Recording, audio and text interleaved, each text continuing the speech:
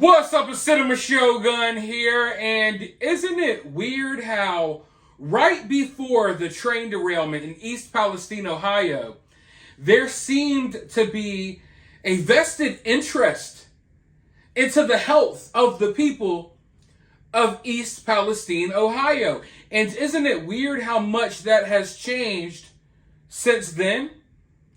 I don't know if you may be new to my channel, but I reported on this before. Literally, a couple of weeks before this train derailment, the government decided it was a good idea to roll out this experimental digital ID program right in East Palestine, Ohio. Out of everywhere in America, they chose East Palestine, Ohio as one of the only places where they rolled out this digital health ID program.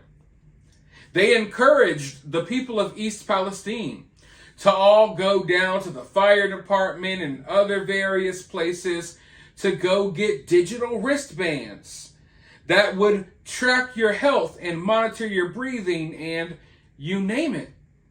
So it seemed like there was this interest, this small town in Ohio, like the government was really paying attention. We choose you. We're going to give you these digital IDs. We really care about your health. And then 2 weeks later, the train derails, toxic chemicals spill everywhere. They do this controlled burn, which was not a controlled burn, releasing even more chemicals into the air. And now, all of the interest in these people's health has suddenly disappeared. I mean, this is the town you chose to to test out the digital ID program. You cared about these people's health, and then all of a sudden, now that these people are having weird side effects from the chemicals that y'all burned off, now no one cares about these people's health anymore? The government surely seemed to care before the train derailment, but after the train derailment, no one can get an answer from them as to what's going on. Isn't that weird?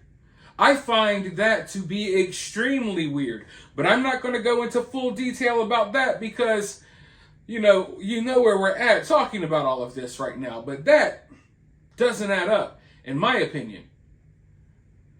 But people are coming forward with more and more things going wrong with them, and like I told you all months ago when this thing happened, that this is not the worst of it.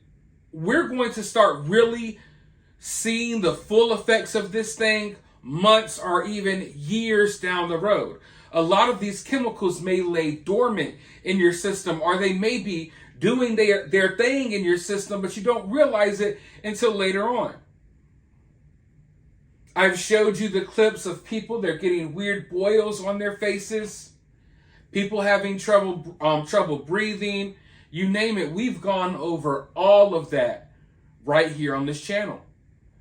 But now, months later, they've claimed the water is clean. They've claimed the air is safe. Months later, people are still taking urine tests, and it's showing that they have all of these chemicals in their system. I want you all to watch this clip. We're going to hear from a few residents of East Palestine, Ohio, about the health problems they're suffering from, and then I'll be right back with more thoughts. It's part of our commitment to follow through on the stories that matter to our community, going in depth and bringing you every single angle. And tonight, we're hearing from a man who says he tested positive for a breakdown product of vinyl chloride 2 months after that train derailment. That man says he's not getting the answers he needs, and we found out he's not the only one. News 5 investigator Tara Morgan's been in the village right from the start. She's following through again tonight, asking questions about what results like that actually mean. So what does everybody have to say? They just want answers about their health and are taking it upon themselves to get tested.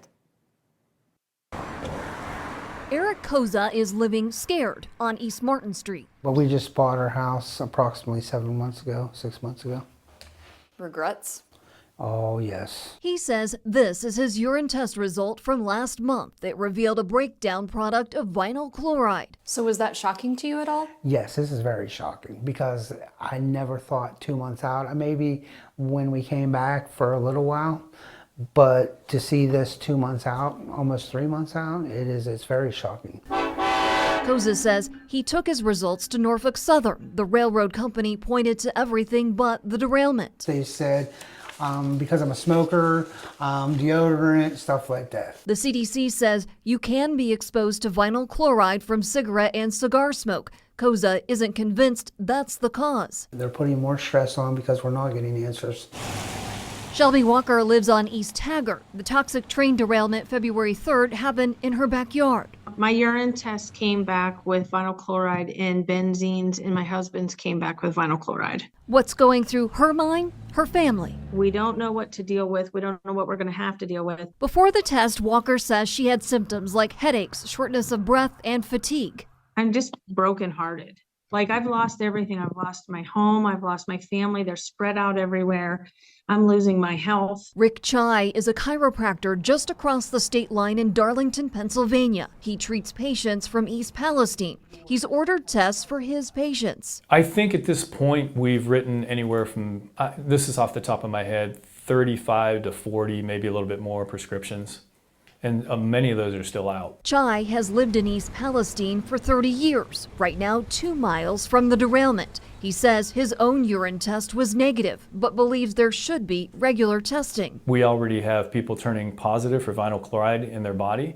Why not test? Why not bring the CDC in and just test us? According to the CDC, blood or urine tests would need to happen shortly after exposure and may not be reliable. Toxins like vinyl chloride only remain in the body for a limited number of hours, not days. The Ohio Department of Health says people who are concerned should talk to a doctor. I always have to refer out, so I'll refer them to their medical doctor, and then their medical doctor really doesn't know what to do. In deciphering these results, the clinic set up in response to the disaster said no comment. Not only does it not surprise me, the one patient that tested positive for vinyl chloride, she went to the clinic and she described it as being ganged up on. We've tried to get experts from the big hospitals and universities in Cleveland, Columbus, and Cincinnati. No one is able to sit down with us to say what this means. The only thing that we've been told by our doctors is that they're going to keep monitoring us. Koza says he fought hard to get a doctor's order for his urine test,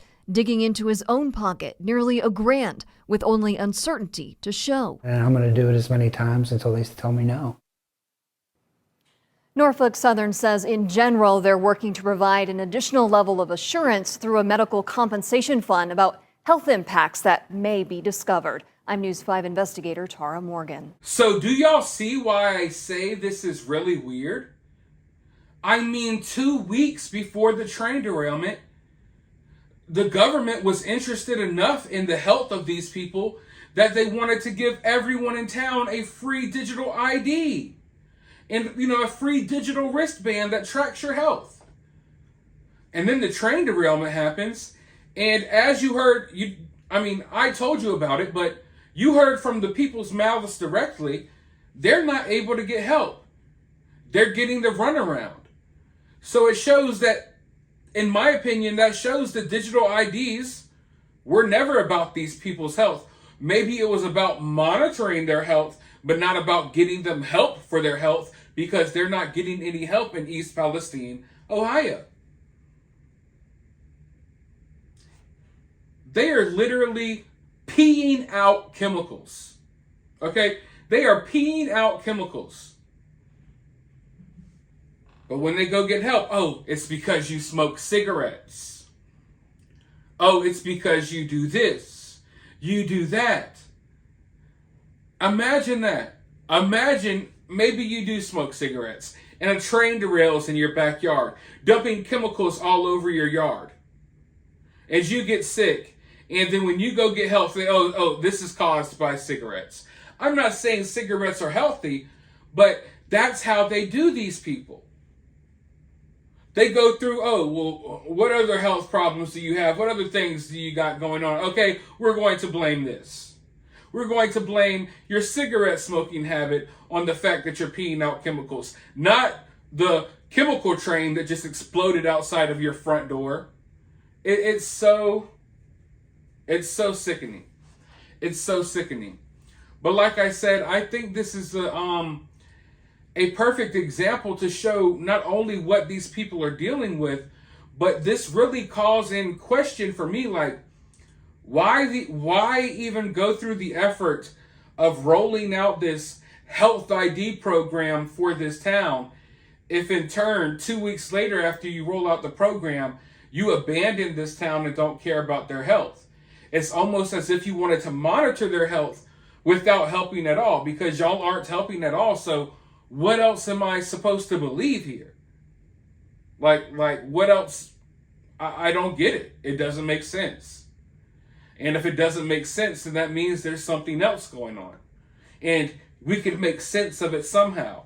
That's one thing I've had to learn in life. Even when the majority of things don't make sense, you will realize they do make sense. You just have to find out where the sense is and how to approach the information that you're dealing with. So whatever is going on here, it's really weird to me that all of a sudden, like, all concern for these people's health went out the window 2 weeks after y'all seem to be so concerned about these people's health. But hey, let me know your thoughts about what's going on down in the comments below. While you're down there, hit the thumbs up, hit the subscribe, ring that notification bell, and I'll talk to you all in the next video.